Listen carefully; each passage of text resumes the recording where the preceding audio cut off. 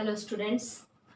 आज हम पढ़ने वाले हैं वंशावली विश्लेषण। आज का हमारा टॉपिक है पेडिग्री एनालिसिस, है ना। पेडिग्री एनालिसिस वास्तव में किसी भी व्यक्ति के वंश के इतिहास का, है ना, पूर्वजों के लक्षणों, पाए जाने वाले लक्षणों की प्रकृति और उनके व्यवहारों का और उनमें पाए जाने वाले रोगों का किस तरह से पीढ़ी दर पीढ़ी आगे चला रहा है, उसके इतिहास का अध्ययन कहलाता है पेडिग्री एनालिसिस।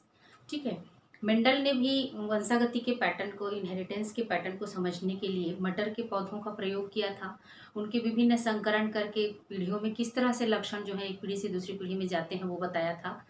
और मॉर्गन ने भी ड्रोसोफिला का प्रयोग किया था, आनुवंशिकी के लक्षणों को किस तरह से इनहेरिट होते हैं एक पीढ़ी से दूसरी पीढ़ी में ये समझने के लिए। और कई जीव जंतुओं पर इसी तरह के प्रयोग किए जाते हैं प्रयोगशाला में और आनुवंशिकी लक्षणों का अध्ययन करने के लिए कि किस तरह से एक पीढ़ी से दूसरी पीढ़ी में लक्षण जाते हैं। लेकिन मनुष्यों पर इस तरह का प्रयोग संभव नहीं है। मनुष्यों को इस तरह से आर्टिफिशियल ब्रीडिंग नहीं कराया जा सकता और उनको लक्षणों का अध्ययन इस तरह से उनमें मनुष्यों में करना संभव नहीं है प्रयोगशाला में, या फिर इस तरह से आर्टिफिशियली इनको संकरण नहीं कराया जा सकता, है ना, क्योंकि मनुष्य एक सामाजिक प्राणी है और समाज में इस तरह की प्रयोग संभव नहीं है। तो उसके लिए एक विशेष तरीका अपनाया गया कि उसके वंश के इतिहास का, किसी भी व्यक्ति में मान लीजिए कोई रोग पाया जा रहा है तो उस रोग की उत्पत्ति कहाँ से हुई और आगे उसकी पीढ़ी में जाने की क्या संभावना है, इसको देखने के लिए वंश के इतिहास का अध्ययन किया जाता है। और ये वंश के इतिहास का अध्ययन एक चार्ट के माध्यम से किया जाता है या फैमिली ट्री बनाया जाता है। तो वो चार्ट कहलाता है पेडिग्री, है ना। और उसके माध्यम से ये रोग किस प्रकार का है, कौन से किस पीढ़ी में उत्पन्न हुआ, ये ऑटोसोमल है कि रिसेसिव है, माने प्रभावी है कि अप्रभावी है, या लिंग गुणसूत्र में पाया जाता है कि अलिंग गुणसूत्र का है, माने सेक्सुअल क्रोमोसोम में पाया जाने वाला सेक्स लिंक्ड इनहेरिट कैरेक्टरिस्टिक है कि ऑटोसोमल कैरेक्टरिस्टिक है। ये सब जानने के लिए जो पेडिग्री चार्ट को अपनाया जाता है और उसके द्वारा जो प्रक्रिया अपनाई जाती है वो प्रक्रिया कहलाती है पेडिग्री एनालिसिस या वंशावली विश्लेषण। तो वंशावली है वंश के इतिहास का एक चार्ट है, उसको कहते हैं वंशावली। और उसका अध्ययन किया जाना और विभिन्न रोगों का पता लगाया जाना और लक्षणों के बारे में पता लगाना, वो सब क्या कहलाता है, उसकी जो पूरी प्रक्रिया होती है वो वंशावली विश्लेषण कहलाता है। तो वंशावली विश्लेषण के लिए मैं आपका नोट्स तैयार हो जाए करके मैं लिख के रखी हूँ, ये देख लीजिए। एक ऐसा चार्ट है जिसके अंतर्गत जीन से उत्पन्न असामान्य लक्षणों या रोगों की वंशागति का चित्रण किया जाता है। वंशावली या पेडिग्री कहलाता है ना। उसे हम क्या कहते हैं, वंशावली या पेडिग्री कहते हैं। इस चार्ट के माध्यम से, इसकी सहायता से किसी भी संतति में या किसी भी जीव में रोगों की उत्पत्ति कहाँ से हुई, उत्पत्ति, उसकी उपस्थिति एवं भावी पीढ़ियों में उपस्थिति की संभावनाओं, माने भावी पीढ़ी में कितने % पाए जा सकते हैं, उसकी संभावनाओं को ज्ञात किया जा सकता है। इस संपूर्ण प्रक्रम को हम कहते हैं वंशावली विश्लेषण। आधुनिक अनुवांशिकी में इसका विशेष प्रकार से प्रयोग किया जाता है रोगों के पता लगाने के लिए। जैसे कई इसके महत्व हैं, जैसे है मानवों में विभिन्न रोगों की वंशागति की प्रकृति को ज्ञात करना, है ना। माने किस प्रकार का रोग है, वो कैसे किस पीढ़ी से चला आ रहा है और उसका पैटर्न क्या है, ये पता लगाने के लिए, उस रोगों की प्रकृति का पता लगाने के लिए पेडिग्री चार्ट का उपयोग किया जाता है। दूसरा, पूर्वजों में गुणों की उत्पत्ति का पता लगाना।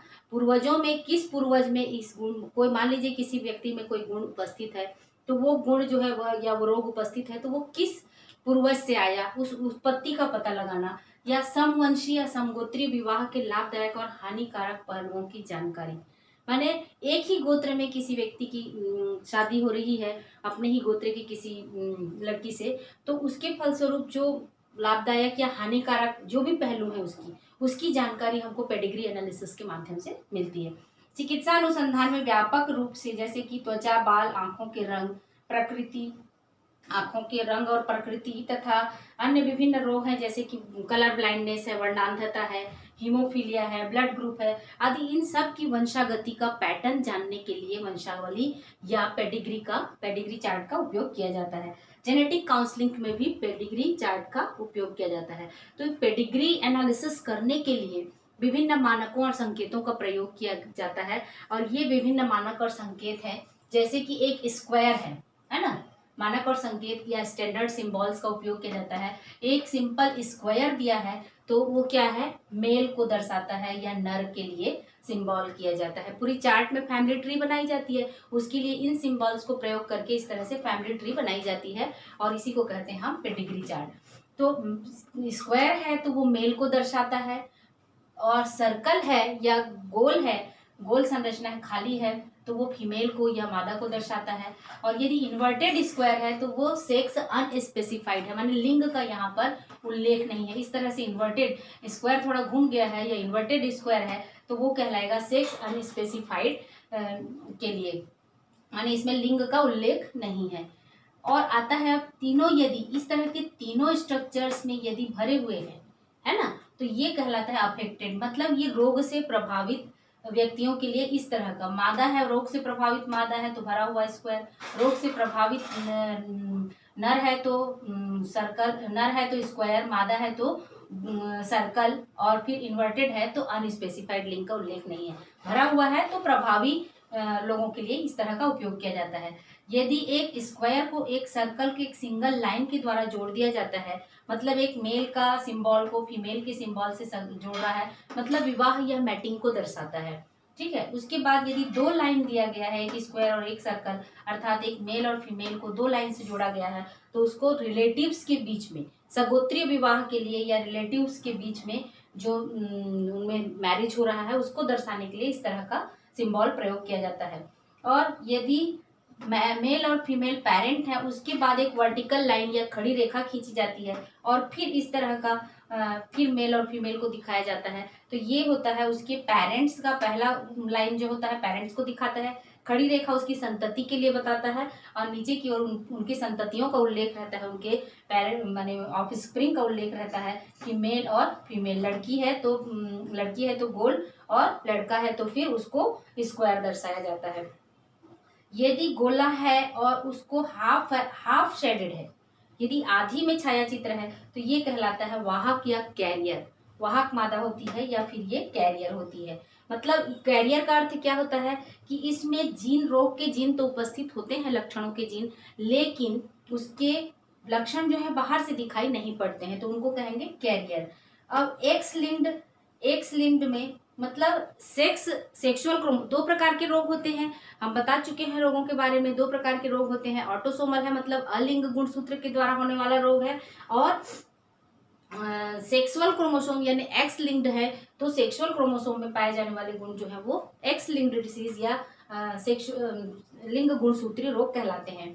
तो एक्स लिंक्ड के लिए जो यदि कैरियर मादा है या फीमेल है तो उसके लिए इस तरह बीच में डॉट किया जाता है, इस तरह हाफ शेडेड नहीं किया जाता है। यदि रोगों से मृत्यु हो रही है किसी मेल या फीमेल की तो इस तरह स्क्वायर के साथ में एक डायगोनल लाइन खींच दिया जाता है। ठीक है, इस तरह से विकर्ण एक डाल दिया जाता है। स्टिल डेथ एक लाइन है और यदि उसमें शेडेड है मेल या फीमेल का तो स्टिल डेथ मतलब भ्रूणावस्था में या बर्थ के पहले ही उसकी मृत्यु हो जाती है, तो उसको कहेंगे स्टिल डेथ।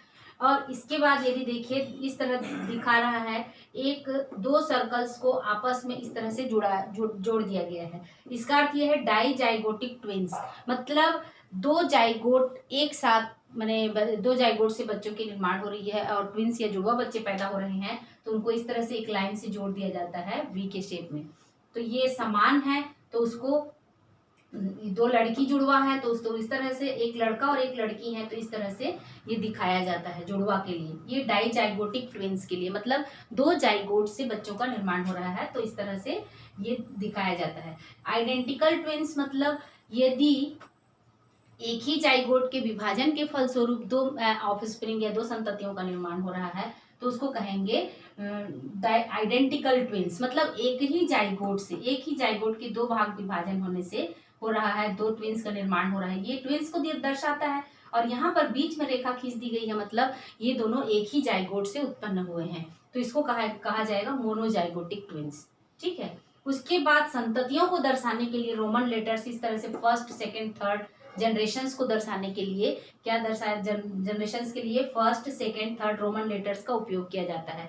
और अरेबिक नंबर्स 1 2 3 4 जो है वो individuals with in a generation, मतलब किसी भी जनरेशन में कितने इंडिविजुअल्स हैं, कितनी संततियां हैं, उनको दर्शाया जाता है। मान लीजिए ये, अब इस पेडिग्री चार्ट के माध्यम से इन सिंबल्स को थोड़ा सा समझ सकते हैं कि जैसे एक मेल है जो कि कोई भी रोग नहीं है इसे, और ये फीमेल है जिसको रोग है ना, कोई भी रोग है, तो वो रोग उसके फलस्वरूप इन दोनों के मैटिंग से जो 4 संतानें उत्पन्न होती हैं, 1 2 3 और 4, तो इनमें से पहली फीमेल या गर्ल चाइल्ड होती है जो अनअफेक्टेड है, इसको किसी भी प्रकार का रोग नहीं होता। दूसरी जो है उसको देखिए यहाँ पर शेडेड दिखाया जा रहा है, शेडेड को अफेक्टेड बताते हैं, तो दूसरी चाइल्ड जो है वो अफेक्टेड है। अब तीसरा जो मेल है, दूसरा मेल है वो अफेक्टेड है, और तीसरा मेल है वो अनअफेक्टेड है, और चौथी जो फीमेल चाइल्ड है वो फिर से अफेक्टेड है, यानी इसको डिसीज है।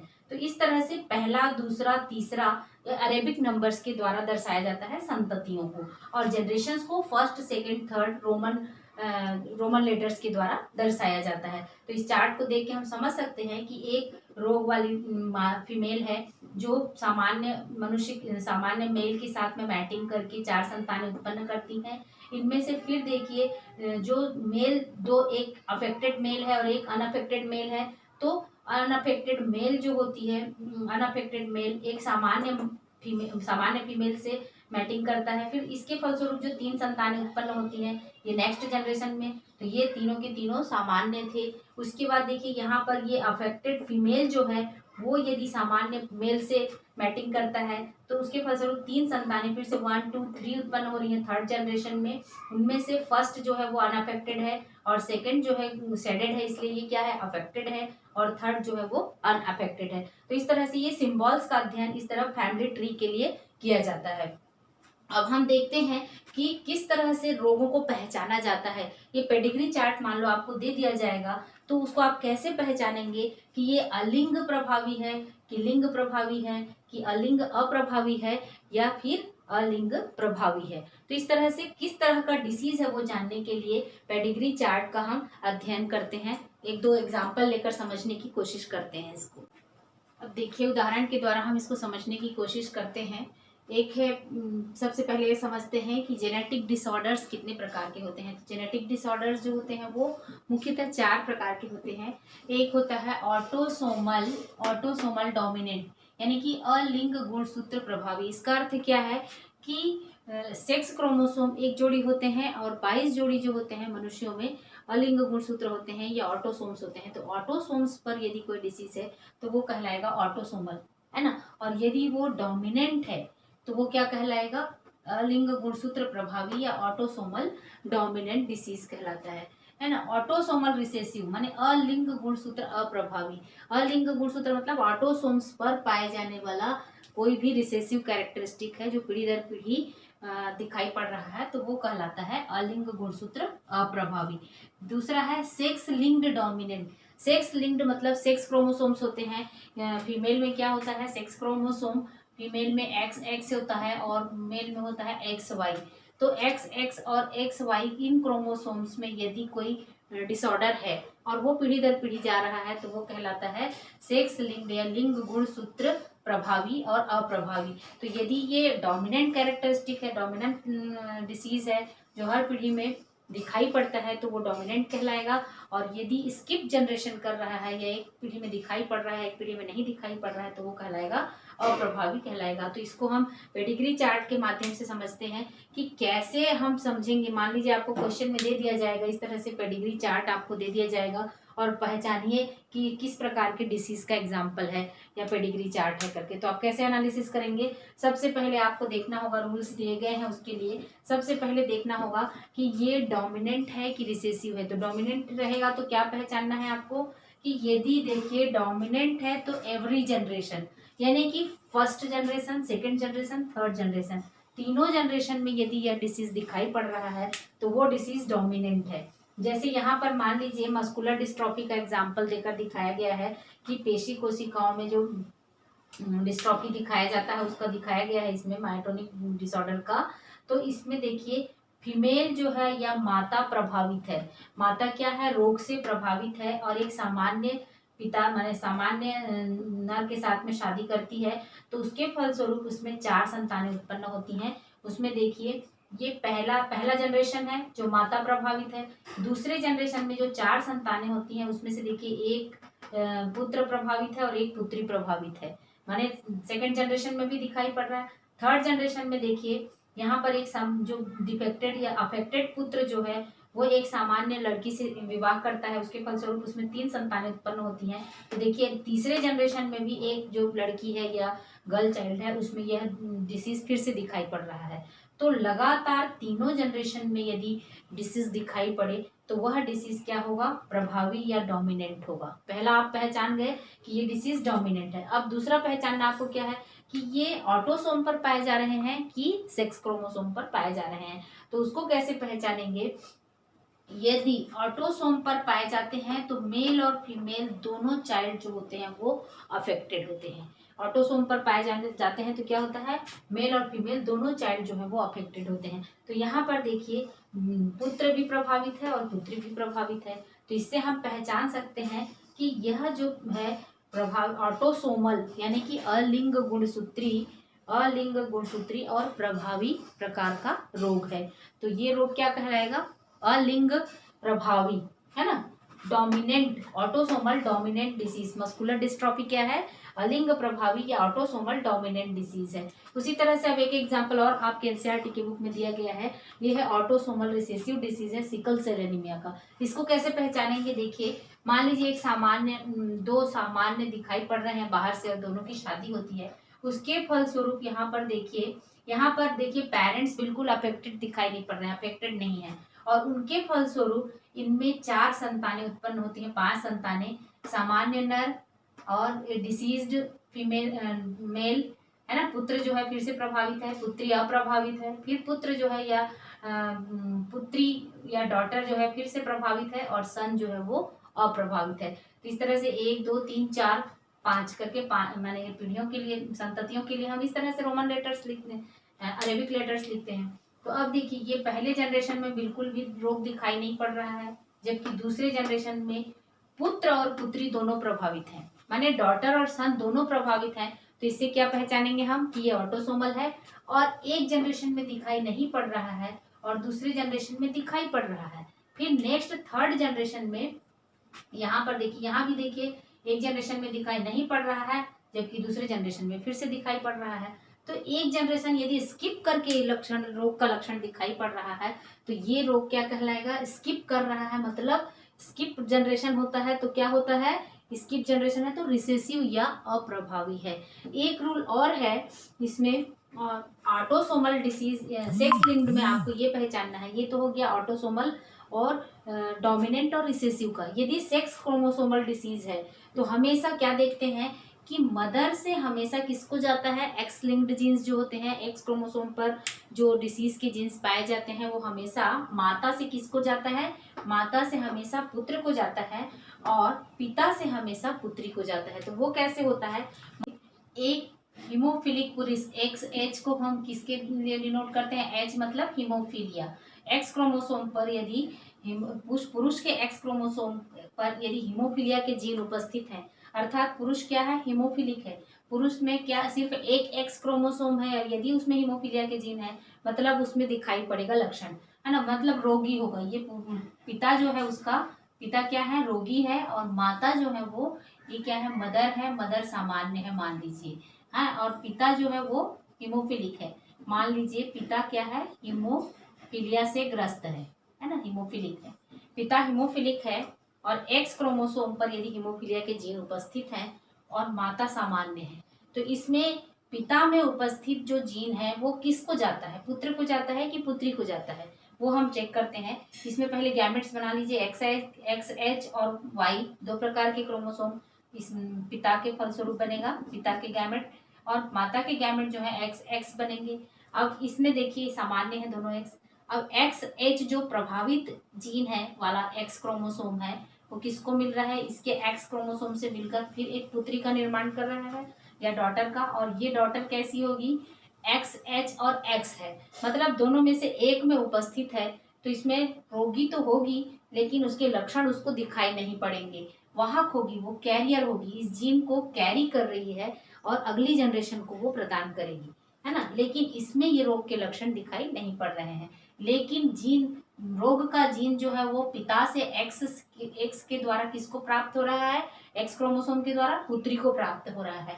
माने फादर से हमेशा पुत्री को जाता है, कभी भी पुत्र को नहीं जाता। पुत्र जो होता है वो किसको प्रदान करेगा, पुत्र फादर जो है वो हमेशा पुत्री को देगा, और मदर, पुत्र को हमेशा मदर से प्राप्त होता है। एक्स क्रोमोसोम जो पुत्र को, देखो यहाँ पर वाई एक्स वाई ये मेल बना है, सामान्य पुत्र है, तो इसका एक्स क्रोमोसोम किससे प्राप्त हुआ है, माता से प्राप्त हुआ है। एक्स वाई मेल में होता है तो उसका एक्स हमेशा किससे प्राप्त होगा, मदर से प्राप्त होगा। लेकिन फीमेल को एक्स कहाँ से प्राप्त हो रहा है, फीमेल को हमेशा पिता से प्राप्त हो रहा है। तो यदि पुत्री है तो हमेशा पिता से प्राप्त होगा, और पुत्र है तो हमेशा मदर से प्राप्त होगा। तो इसी आधार पर हम पहचान सकते हैं, इसको देखकर हम कैसे बता सकते हैं कि इसमें क्या बोलते हैं, एक्स लिंक्ड जीन्स उपस्थित है और वो भी अप्रभावी है कि प्रभावी है। यदि इस जनरेशन में है, फिर इस जनरेशन में दिखाई पड़ रहा है और इसके फलस्वरूप आगे इसकी संततियों में दिखाई पड़ेगा तो वो प्रभावी होगा। और इसमें यदि इसमें है डिसीज फर्स्ट जनरेशन में, सेकंड में नहीं होता और नेक्स्ट में नहीं होता, नेक्स्ट में दिखाई पड़ता, तो हम बोलते कि वो ऑटोसोमल है। लेकिन हम देख रहे हैं कि इसमें भी उपस्थित है और अगली पीढ़ी में भी उपस्थित है, मतलब ये सेक्स लिंक्ड है। और इसमें सेक्स लिंक्ड है लेकिन प्रभावी है कि अप्रभावी है वो कैसे देखेंगे, प्रभावी है कि अप्रभावी है वो देखने के लिए देखते हैं कि ये जनरेशन स्किप नहीं हो रहा है ना। जनरेशन स्किप हो रहा है तो वो ऑटोसोमल है और रिसेसिव है, और यदि हर जनरेशन में दिखाई पड़ रहा है तो वो डोमिनेंट है। और ऑटोसोमल और सेक्स लिंक्ड देखने के लिए हम देखते हैं कि हमेशा यदि रोग का जीन पिता से पुत्री में जा रहा है तो वो कैसा होगा, एक्स लिंक्ड होगा, और माता से पुत्र में जा रहा है तो वो भी एक्स लिंक्ड होगा। तो इस तरह से हम पेडिग्री चार्ट के माध्यम से रोगों का अध्ययन कर सकते हैं। तो आपको क्वेश्चन में, बोर्ड की परीक्षाओं में हमेशा इस तरह का पूछा जाएगा कि आपको या तो ये चार्ट दे दिया जाएगा और रोगों को पहचानने के लिए दिया जाएगा, या फिर उसका डिटेल दिया जाएगा और आपको चार्ट बनाने के लिए कहा जाएगा। आपको इस तरह से मान लीजिए पूछा जाएगा, कहा जाएगा डिटेल में कि यदि सामान्य स्त्री है और क्या सामान्य स्त्री की यदि शादी प्रभावित व्यक्ति से हो जाए तो अगले जनरेशन में किस, यदि इस तरह के प्राप्त होते हैं तो उसके नेक्स्ट जनरेशन में प्राप्त होने की क्या संभावनाएं हैं। तो इस तरह से प्रश्न आपके बनते हैं कई तरह से। तो ये हो गया पेडिग्री एनालिसिस और उससे संबंधित रूल्स और मानक सिंबल्स, है ना। इसके माध्यम से हम समझ सकते हैं कि रोग जो है वो प्रभावी है कि अप्रभावी है, सेक्स क्रोमोसोमल है कि ऑटोसोमल है। मिलते हैं हम नेक्स्ट वीडियो में नेक्स्ट नए टॉपिक के साथ में।